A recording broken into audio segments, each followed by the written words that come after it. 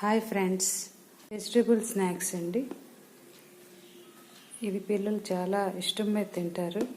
Only vegetables అండి. ఎవరైతే పిల్లలు వెజిటేబుల్స్ తినడానికి ఇష్టపెట్టుకోరో ఇలా చేసి పెట్టండి, ఓకేనా? ఇలా తయారు చేసుకోవడానికి కావాల్సిన ఇంగ్రీడియంట్స్ చూద్దాం. ముందుగా ఇక్కడ ఒక బౌల్ తీసుకోవాలండి. తర్వాత బాగా సన్నగా కట్ చేసుకున్న 1 బౌల్ క్యాబేజ్,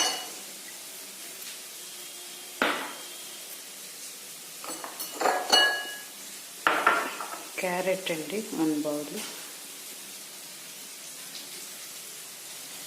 1 బౌల్ కట్ చేసుకున్న ఆనియన్స్ అండి, గుండగా కట్ చేసుకున్న కొత్తిమీర అండి,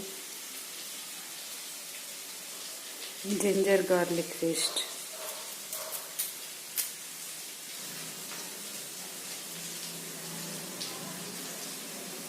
రెడ్ చిల్లీ పౌడర్ 1 స్పూన్ అండి,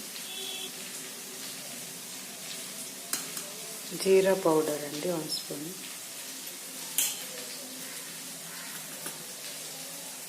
కూర కారం అండి,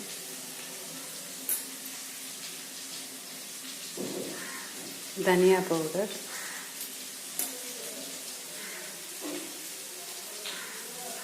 గరం మసాలా పౌడర్,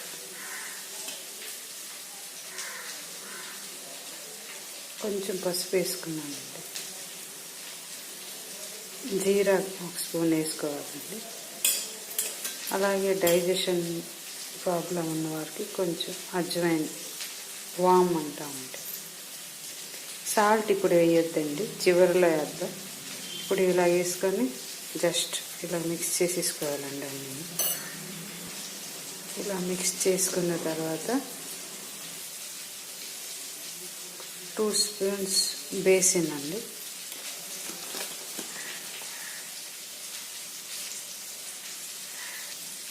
1 స్పూన్ వరిపిండి అండి. బేసిన్ కావాలంటే మరి కొంచెం తర్వాత కలుపుదాం. ఇప్పుడు మిక్స్ చేసుకున్న తర్వాత ఉప్పు మాత్రం ఇప్పుడు వేయొద్దండి, బాగా మిక్స్ చేసుకోవాలండి. చికెన్ మసాలా కొంచెం వేసుకోండి. ఇలా మిక్స్ చేసుకున్న తర్వాత మరి కొంచెం బేసన్ పైన వేసి దీనికి బాగా మిక్స్ చేసుకోవాలండి. ఇలా బాగా మిక్స్ చేసుకున్న తర్వాత ఇలా మూత పెట్టి ఒక 10 నిమిషాలు ఉంచేయండి. ఫ్రై చేసుకునే ముందు సాల్ట్ వేసుకుందాం. ఇప్పుడు మాత్రం వేయకూడదు, ఎందుకంటే ముద్దగా అయిపోతుంది. 10 మినిట్స్ తర్వాత ఇదిగోండి ఇలా ఉంటుంది. ఇప్పుడు మనం కొంచెం సాల్ట్ తగినంత యాడ్ చేసుకొని బాగా మరొకసారి మిక్స్ చేసుకోవాలండి. మిక్స్ చేసుకున్న తర్వాత ఫ్రై చేసుకోవాలి. ఉప్పు వేసుకుని కలుపుకున్న తర్వాత ఇలా ఉంటుందండి స్ట్రక్చర్. నూనె వేడెక్కిపోవాలండి కడాయిలోని. నూనె వేడెక్కిన తర్వాత మనం లైట్ కొంచెం ఇలా విడివిడిగా వేసుకోవాలి.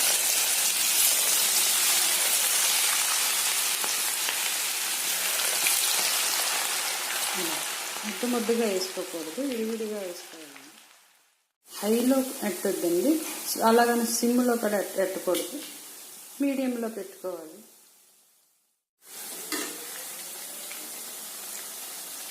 ఇలా కొంచెం వేగనివ్వండి, వెంటనే కలపొద్దండి.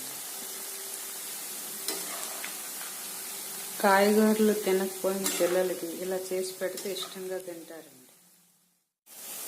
ఎందుకంటే ఈ కలర్ వచ్చిన తర్వాత తీసేయాలండి. ఎక్కువ మాడిపోయినా చిరిచేది వచ్చేస్తుంది.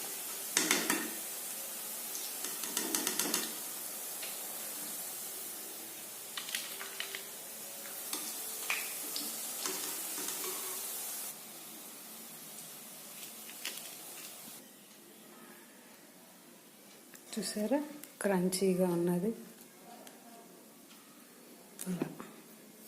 ఇలా చేసి పెట్టుకోండి, ఓకేనా?